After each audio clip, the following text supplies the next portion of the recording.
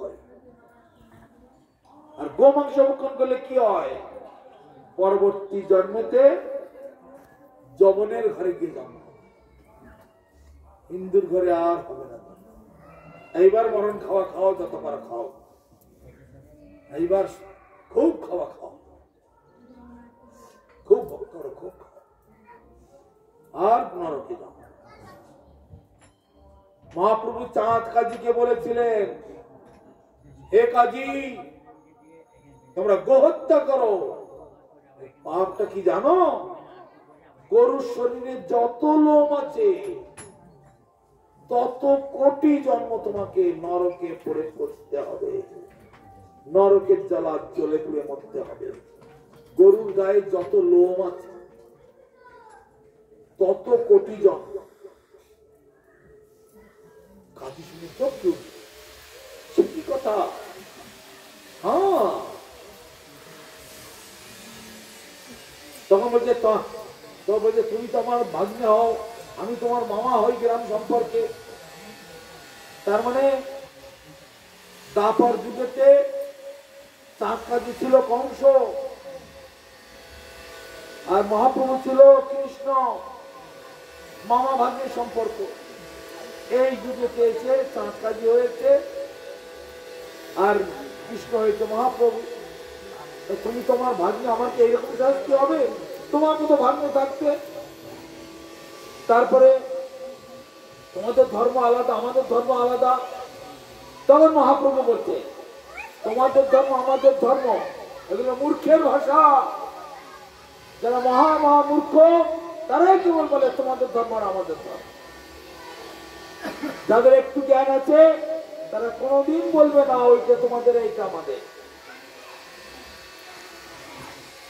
একটা মা বাবার 5টা 10টা ছেলে গুলো আছে।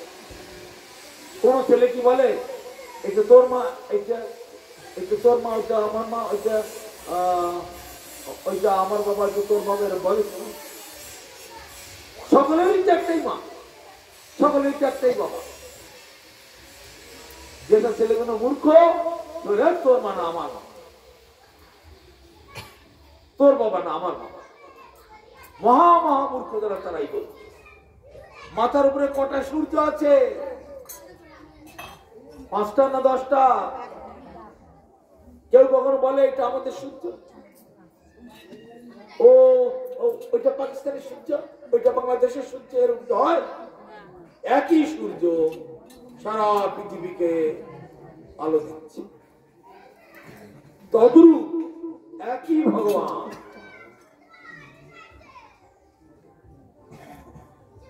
যারা যেমন ভাগ্য নিয়ে এসেছে সেরকম সঙ্গটা তারা পায়।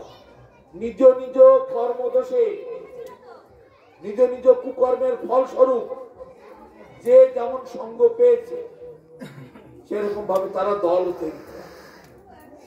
তাই জন্য জগতে একদল বলে আমরা হিন্দু, একদল বলে আমরা মুসলমান, একদল বলে আমরা খ্রিস্টান, একদল বলে আমরা বৌদ্ধ, একদল বলে আমরা ইহুদি, একদল বলে আমরা আব্রাহাম, একদল বলে আমরা শিখ, একদল বলে আমরা জৈন। এইসব বলে তাদের জ্ঞান বুদ্ধি সীমিত, ধর্ম সম্পর্কে কোনো জ্ঞান নেই, শুধু পশু পক্ষীর মতো মারামারি কাটাকাটি করে খাওয়া। তাই মহাপ্রভু যাচ্ছেন, তোমার ধর্ম আমার ধর্ম এরকম কিছু হয় না। হে কাজী, জেনে রাখো আমি সব। আমার জ্যোতিকে তোমরা পুজো করো, তাই তাকে আল্লাহ বলো।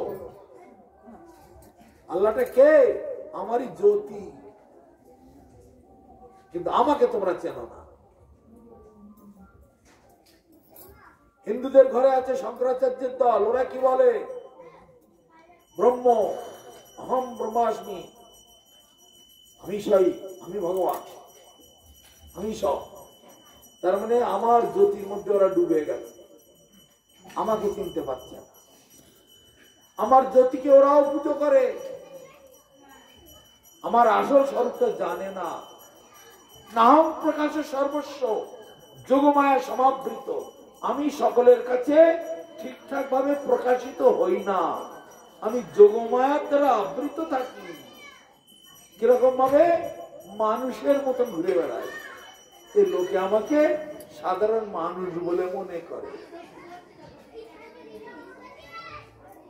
নাম প্রকাশ সাহস সব জায়গায় সকল কাজে প্রকাশ হয়।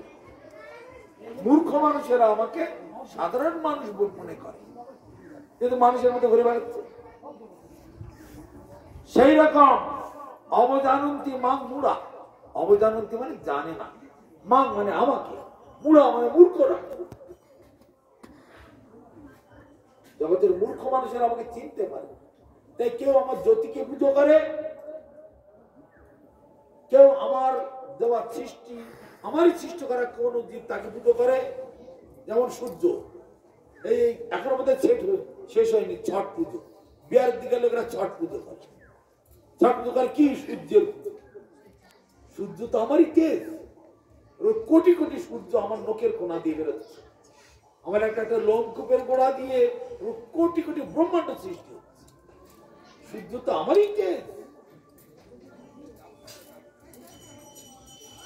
ব্রহ্মসংগীতায় বলছে, চক্ষুরে সবিতা সকল গ্রহ রাজা সমস্ত সুরমূর্তির শেষ তেজা দৃশ্যগলা ভ্রমতি সংহৃত কাল চক্র গোবিন্দ আদি পুরুষং তমং ভজান।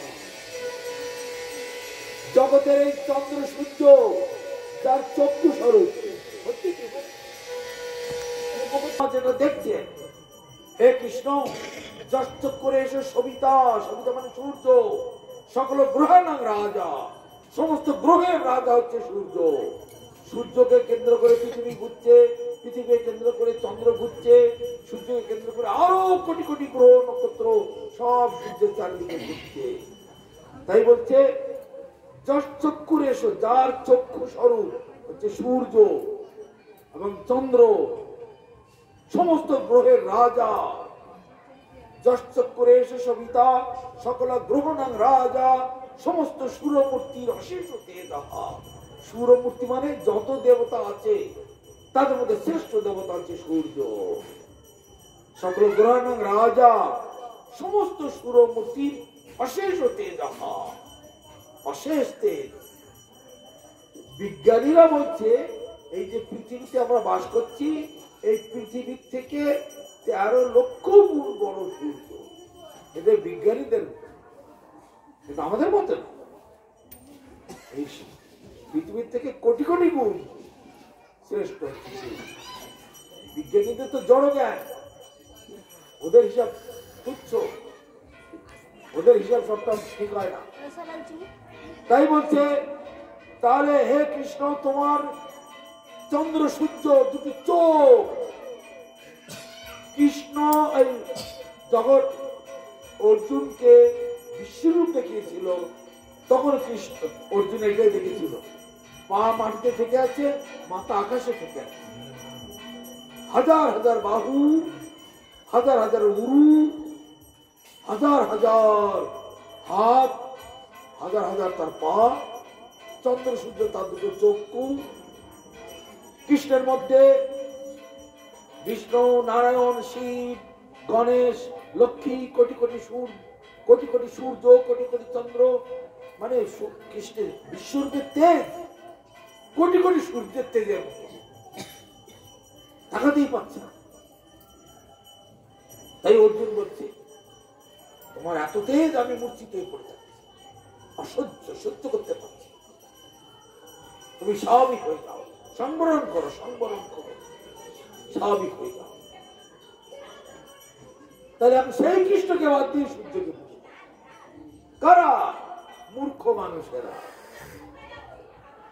কেউ সূর্য পুজো করে, কেউ গণেশ পুজো করে, কেউ শিব পুজো করে, কেউ কালী পুজো করে। কত রকমের এখানে লোকজন রয়েছে। শাক্ত মানে শক্তির পূজা করে, এই বাংলায় বিশেষ শক্তি পুজো করে। শৈব মানে শিবের পূজা করে পশ্চিম ভারতের লোকেরা। শাক্ত, শৈব, গানপত্য, গণেশের পূজা করে ওই গুজরাট, রাজস্থান, পাঞ্জাবের দিকে লোকেরা। সৌর মানে সূর্যের পূজা করে এই বিহারের দিকে, ঝাড়খণ্ড, ওইসব লোকেরা। তার শাক্ত শৈব সৌর গানপত্য, সে ডালের পুজো করছে, পাতার পুজো করে। কিন্তু যে এখানে আমার আছে গাছেতে গোড়া আছে, গোড়ার সঙ্গে তাদের কোনো সম্বন্ধ। গোড়া দেখে গোড়া যদি কেটে ফেলা হয়, ডাল কি থাকতে পারে? এই গোড়ার সঙ্গে কেউ সম্পর্ক রাখে? ওই ডালপালা, পাতা, ফল ফুল ওই নিয়ে নিতে পারে। সেই জন্য বলতে যেজন কৃষ্ণ ভজে সে বড় চতুর লোক না হলে কৃষ্ণ ভজন করবে না। কৃষ্ণ ভজন করলে কালী পুজো করা হবে, কৃষ্ণ ভজন করলে শিব পুজোর ফল হবে, কৃষ্ণ ভজন করলে মনসা পুজো, দেবদেবীর পুজো, গণেশ পুজো, সূর্য পুজো সব ফল হবে। কিন্তু মহামূর্খ মানুষ যারা, তারা সেই গোড়া চেনে না।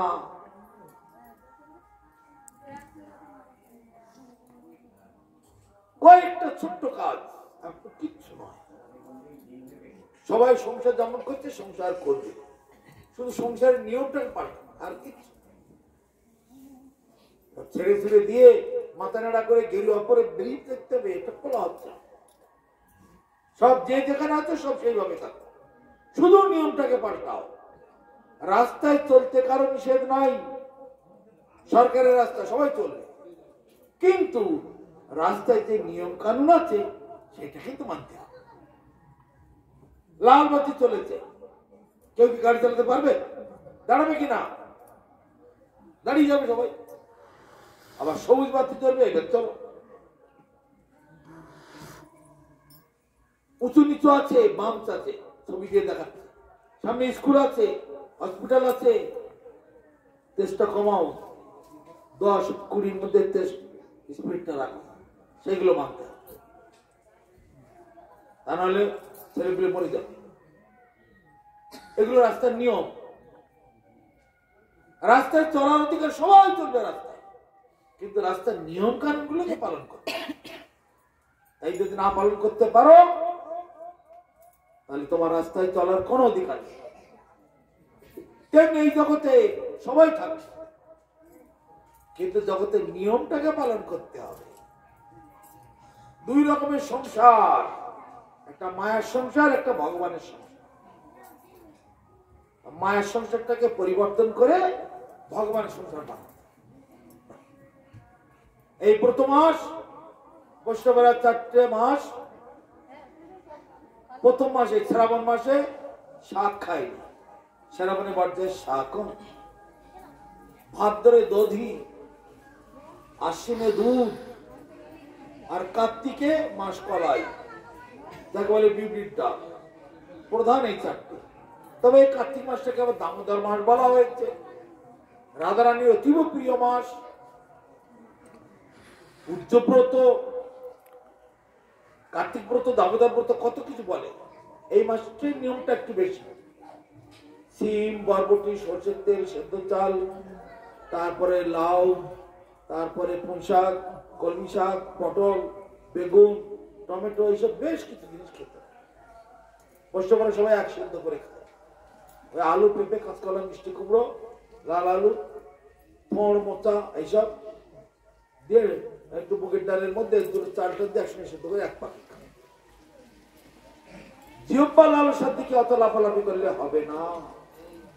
ভগবানের দিকে যেতে গেলে, নিত্য কল্যাণ লাভ করতে গেলে একটু ত্যাগ স্বীকার করতেই হবে। স্কুলে যেমন ভালো করে পাশ করতে গেলে ছেলে মেয়েদের একটু আড্ডা দেওয়া, খেলাধুলো, টিভি দেখা বন্ধ করে একটু পড়াশোনায় মন দিতে হবে, তারপরে ভালো করে পাশ করতে হবে। তাই না হলে ভালো করে পাশ হবে না। তদ্রূপ ভগবানের কাছে যেতে গেলে একটু আমাদের এখান থেকে সুখভোগ একটু ছাড়তে হবে, তাই না হলে ভগবানের কাছে যাওয়া যাবে না। নিজের বাড়ি, নিজের ঘরে যেতে পারবে না। বারবার জন্ম আর মৃত্যু, মৃত্যু আর জন্ম। মৃত্যুর সময় আবার যে আমরা জন্মেছি বা আবার কি দেহ পাবো কি করে বুঝবো? ভগবান সেটা বলে দিচ্ছে।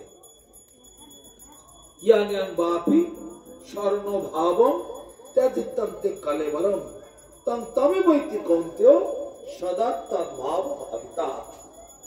মৃত্যুকালে যে যেমন চিন্তা ভাবনা করতে করতে মরবে, মৃত্যুর পরে তাই প্রার্থনা। তা মৃত্যুর সময় কি চিন্তা করবে গো মায়েরা? কার চিন্তা করবে? ভগবানের চিন্তা অতটা সহজ নয়। ভগবানের চিন্তা যদি করতে, তোমার কপালে তিলক দেখা যেত, তোমার কপালে তিলক দেখা যেত, হাতে করে নাম দেখা যেত। অত সহজ নয়। সারা বছর আড্ডা দিয়ে বেড়াবো, আর পরীক্ষার দিনে একটুখানি বইটা একটুখানি ঘুরিয়ে দিল, বাস পরীক্ষায় ফার্স্টে পাস করবো না, হবে না। বছরের প্রথম দিন থেকে মনোযোগ দিয়ে পড়তে হবে। মৃত্যুর সময় কি কার চিন্তা করবে? আমার ছোট মেয়েটাকে একটু ডাক, নাতিটাকে ডাক, ও আমার ছেলেটা কোথায় গেল, মেয়েটা কোথায় গেল, আরে টাকাগুলো তোরা সমান করে ভাগ করে নিস, তোরা যেন মারামারি ঝগড়া করিস না। হ্যাঁ, এইসবই তো তোমার যা নিয়ে পড়ে আছো, মৃত্যুর সময় তাই মনে আসে। ছেলেপুলেরা রাত্রি স্বপ্ন দেখে, কি দেখে? সারাদিন যা নিয়ে খেলা করে সেইগুলো রাত্রি স্বপ্ন দেখে। আপনারা বড় লোকেরও স্বপ্ন দেখে, কি স্বপ্ন দেখে? সারাদিন যা নিয়ে পড়ে আছে তাই স্বপ্ন, অন্য কিছু স্বপ্ন দেখতে পারবে না। কিন্তু বৈষ্ণবগণ চারিদণ্ডে সুখে থাকে, স্বপ্নে রাধা কৃষ্ণ দেখে। গোস্বামীগণ 24 ঘন্টা তারা ভগবানের সেবায় লেগে আছে। 1-2 ঘন্টা একটু ঘুমোয়, তার সঙ্গে রাধা কৃষ্ণের স্বপ্ন দেখে। কৃষ্ণ লীলায় কেউ ফুল তুলছে, কেউ মালা গাঁথছে, কেউ রান্না করছে, কেউ ঠাকুরের মন্দির মুছে দিচ্ছে, কেউ ঠাকুরকে অঙ্গরাগ করছে, এইসব। তা সারা জীবন যে জিনিস নিয়ে পড়ে আছে, সারাদিন যা নিয়ে পড়ে আছে, স্বপ্নেতে তাই দেখবে। মৃত্যুর সময় ওই ছেলেটা, মেয়েটা, নাতিটা, টাকাটা, পয়সাটা, ভালো খাওয়া দাওয়া, ভোগগুলো, ওইগুলোই দেখবে। তারা মৃত্যুর পরে আবার জন্ম দেবে। এই যে তোমাদের সংসার, ছেলে মেয়ে, নাতি পুতি, টাকা পয়সা, গাড়ি বাড়ি, কেন হয়েছে? কি শুনছে, কি স্বাদ পাচ্ছ? কিছুই পাওনি, আর কিছু পাবেও না। কিন্তু কেন? আগের জন্মে এরকম সংসার নিয়ে পড়েছিলে, সেই ফল, এটা হচ্ছে কর্মফল। এখনো যদি সজাগ হয়ে যাও, এখনো রাস্তা খোলা আছে। জেলখানায় কেন যায়? সরকারের নিয়ম যারা ভেঙে দেয়, তারা সরকারের নিয়ম ভাঙে। মারামারি করো না, চুরি করো না, ডাকাতি করো না, আইন হাতে তুলে নিও না, নিজের ইচ্ছা মতো চলো না, যা জগতে নিয়ম আছে সেইভাবে চলো, তাহলে তাদেরকে জেলখানায় যেতে হয় না। যারা নিয়ম ভঙ্গ করে, আইন ভঙ্গ করে, তাদেরকে জেলখানায় যেতে হয়। এই সংসার হচ্ছে সেই জেলখানা। এতকাল সংসার করে করে চুল পেকে গেল, কে কতটা সুখ পেয়েছো নিজের কাছে নিজে প্রশ্ন করে দেখো। ত্রিতাপ জ্বালায় জ্বলে পুড়ে মধ্য নিরন্তর, আর কিছু কাজ। এতদিন ধরে জ্বলে পুড়ে মরেছ, আরো করছো, এখন চোখাদের বেঁচে থাকবে, আরো কত কষ্ট আছে তারও ঠিক। কিন্তু তোমাদের ওই যে নিচে আসক্তি, ছেলে পুলে, নাতিপুতি, টাকা পয়সা, গাড়ি বাড়ি, ওই চিন্তা করতে বাবার জন্য। ভগবানের কাছে প্রার্থনা করে, হে ভগবান, তোমার চরণে মতি দাও, তোমার নামে রুচি দাও, তোমার সেবায় রুচি দাও। যদি কখনো এবার জন্ম দাও, যেন ভক্ত গৃহে আমার জন্ম হয়, যেন আমি ভক্তের পেটে, ভক্তের গর্ভে জন্মাতে পারি, যেন সাধুর ঘরে জন্ম হয়, তোমার সব সেবা যেন করতে পারি। যে কুলে যেখানেই তুমি জন্ম দাও না কেন, জানো